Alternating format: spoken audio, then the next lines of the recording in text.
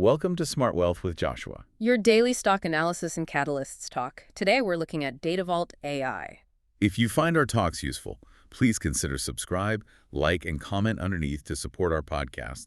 And if there's any stock you want us to look into, leave it in the comment section below. So let's get into the analysis. Datavault AI is, well, it's a really fascinating play because it sits right at this critical intersection of enterprise tech and, the secure data infrastructure that Web 3.0 is going to need.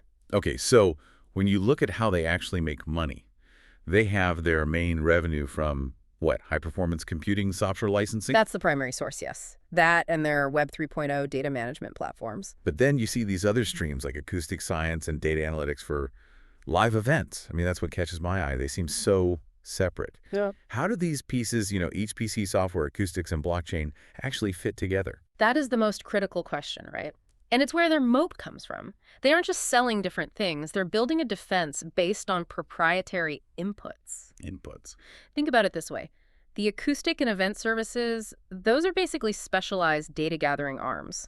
They collect unique, high-fidelity data in real time that their competitors they don't have access to. So the data from the events is the secret sauce. Precisely. This unique data then feeds directly into their core Web 3.0 product.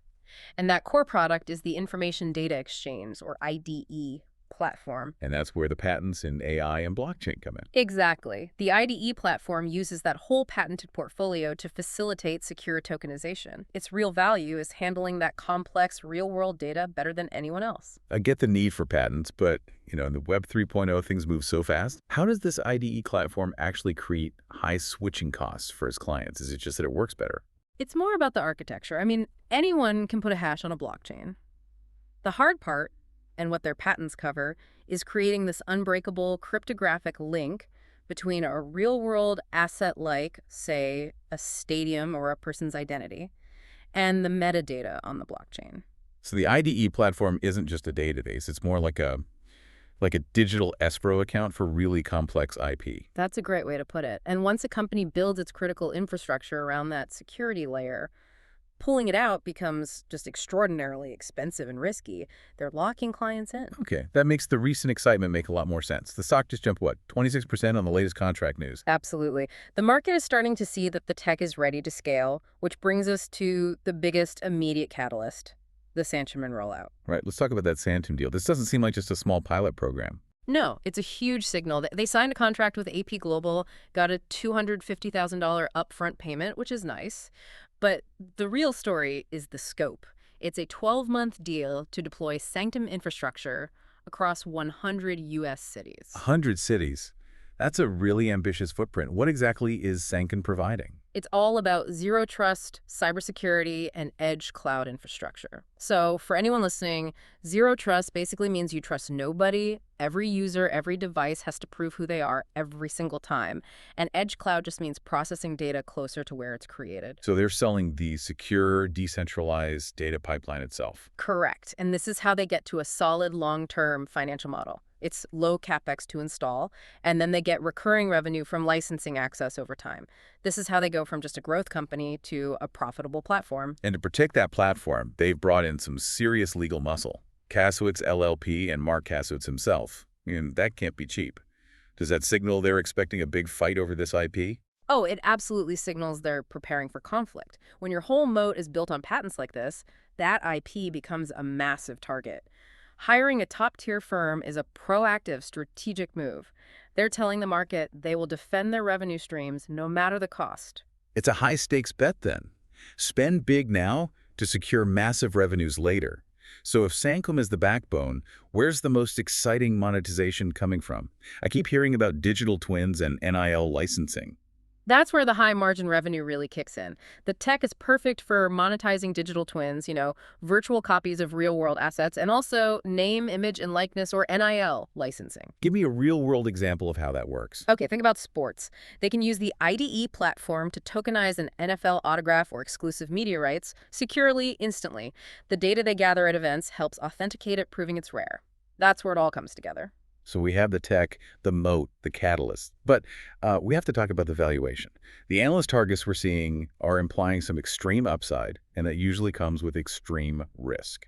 And what's fascinating is the sheer gap between the current price and those projections. I mean, you've got analysts like Simply Wall Street seeing it as, 66% undervalued? They have a $3 fair value target on a stock trading around $1. And Maxim Group is even more bullish than that. Exactly. Maxim Group has a $4 price target out there. That's almost 200% upside from where it's been trading. But hang on, this is the bear case, right? Right. How are these valuations even viable when the company is still losing money and has a really high price-to-sales ratio? That is the core conflict for any investor here. And you're right, the unprofitability and the high PS ratio are definite red flags if you're using traditional models. This is not a value play. It's a speculative growth play. And what's even a normal PS ratio for a Web 3.0 company? You can't judge it like a mature software firm. You can't. The counter-argument, and this is key, is that analysts are valuing future scale. The belief is that the SanQtum rollout will drive a revenue inflection point, and soon. That $4 target assumes they capture a huge chunk of this market before anyone else can. So the whole valuation really hinges on them executing perfectly on that rollout. If it's slow or the legal fights drag on, that $4 target could evaporate. It is entirely a bet on execution and timing. Absolutely. That said, you can see the anticipation in the technicals. We've seen these huge 26% surges just on news announcements. The price action is definitely showing higher highs. It points to some strong retail optimism. I mean, you look at places like StockTwits, and the community there sees 2026 as a transformative year for them. Let's lay out that catalyst calendar then, because there are a few key events happening right now in January. Okay, absolutely. So first is today, January 7th. That's the warrant record date. And these warrants are exercisable at $5, which means the market is already pricing in a future where the stock could hit that level. And just a few days from now, they get some major real-world exposure. January 11th, you have the Dream Bowl for ETH event. This is huge for showing off the tech. There's a lottery for tokenized NFL autographs, exposure on ESPN+. It's a live showcase for their NIL exchange potential. And there's also the Big Tech Conference Showcase. Yes, the CES 2026 showcase is imminent. That's where they'll be showing off their wireless audio and data platforms, trying to lock in new business-to-business partnerships. And what about that special dividend, the Dream Bull meme coin too? Is that a serious financial move or is it more of a gimmick? It's a bit of both, really. It gets the retail base actively involved in their ecosystem, but it also helps show the utility of these tokenized assets they're trying to standardize.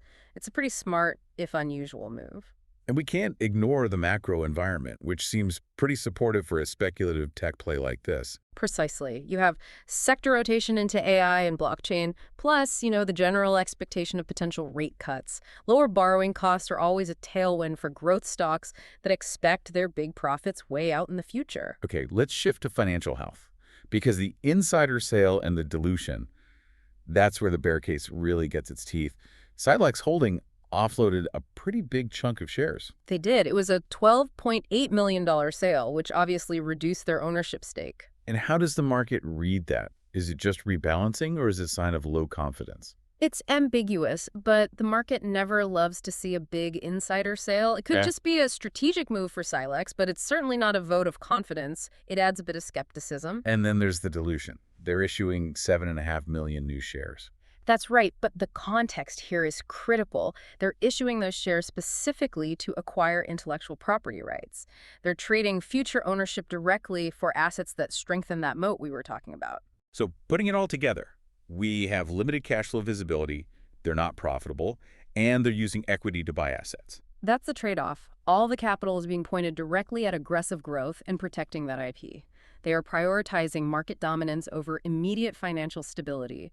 You're really investing in the patents and the future scale of SanQtum. Okay, so that brings us to the investment thesis. For you, the listener, Datavault AI is a definitive, speculative growth play. It seems positioned for a swing trade into these big Q1 events like CES and the Dream Bowl, with maybe a multi-year hold if you believe in the IP moat and SanQtum. The bullish momentum is there, and the analysts see huge upside. But you have to weigh that future potential for scalable revenue against the current reality. I mean, they're unprofitable, there's a high PS ratio, and there's dilution risk needed to fund this very ambitious growth. Be sure to subscribe to Smart Wealth with Joshua so you don't miss our next stock analysis.